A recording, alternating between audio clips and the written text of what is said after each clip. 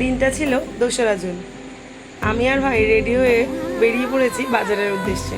যেহেতু 3 তারিখ লোকনাথ বাবার পুজো আছে, তাই হাঁটতে হাঁটতে চলে আসলাম বাজারে। বাজারে ফলের দোকানে এসে দেখছি নানা রকম ফল। মা ফল ফুল কিনে দাঁড়িয়ে রয়েছে আর আমাকে জিজ্ঞেস করছে আর কিছু ফল কিনতে হবে কিনা।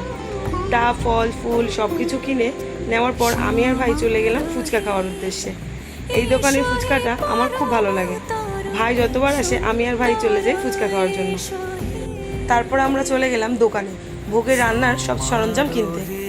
যেহেতু ব্রাহ্মণ পরের দিন ভোর 5টায় আসার কথা, তাই দিদি রাত্রেবেলায় সব ঠাকুরের বাসন মেজে রাখলো। দিদি বানিয়ে রেখেছে ঠান্ডা ঠান্ডা লস্যি।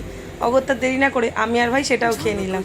দিদি হোমকুণ্ডটা আনতে একটু দেরি করে ফেলেছিল, আর পুজোটা শুরু হয়েছিল বেশ কিছুক্ষণ আগে, তাই ওকে বলছিলাম তুই অনেকটা দেরি করে ফেললি, পুজোটা অনেকক্ষণ আগেই শুরু হয়ে গেছে।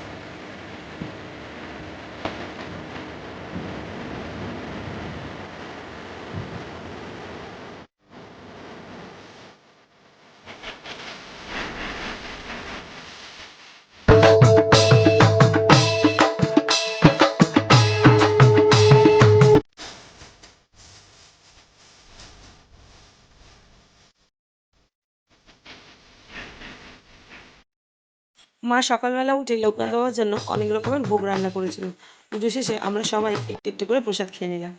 ভিডিওটা এখানেই শেষ হলো। ভিডিওটা ভালো লাগলে ফলো করে দিই।